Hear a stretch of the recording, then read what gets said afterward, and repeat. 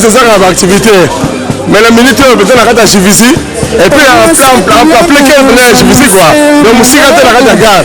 C'est ça bon car la boulevard la biso boko wa. National 7 kaka. Mais il y a Renault sur comme wana. Do abi boîte de ba ça ba la minute comme la deuxième version de la social musique.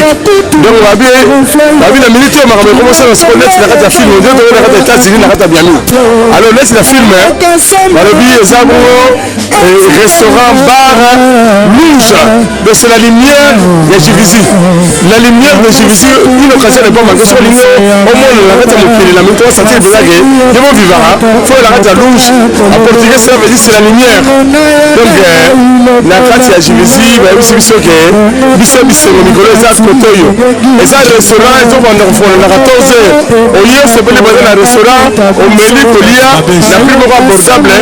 Vous, moi, on a ça la wana, moi, dans le restaurant, exacté. Alors, à partir de minuit, dans le bureau à Fabriziac, comment transformer la boîte numérique. Alors, si on continue à faire on va avoir la musique, il y a qualité supérieure. Et puis, là-bas, il y a bien la qualité. Déjà, mon collègue, avec l'association, il y a Alpha Rouge, Château de Wébi, la lumière de tout le temps. Donc, la 5e fois, il y a la communauté congolaise répandue partout. 91, 92, ils sont encore découvrir maintenant. Nous, c'est comme ça. La sécurité assurée à 100%. Attends, il y a beaucoup de gens qui ont la porte. Mais il y a des gens qui ont la mukanda.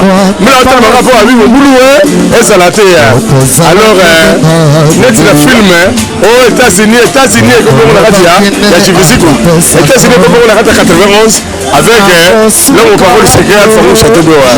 Bon, c'est ça là. Alors, ami, pendant que son Congo, il y a après, tant que vous êtes prêts, vous avez la carte de lumière, c'est bon, Lingi. Si vous voyez quoi, je vais vous dire, vous êtes tombé dans le monde, vous avez pendant que ça va Congo, ça va permettre de prendre, pendant que ça va être avec le monde. Voilà, Mboka, tout ce débat qui est après. Quel bâton de rapport, mais il y a tout le monde, tout le monde. Moi, je suis africain, et ça va pour la vie sur mon corps.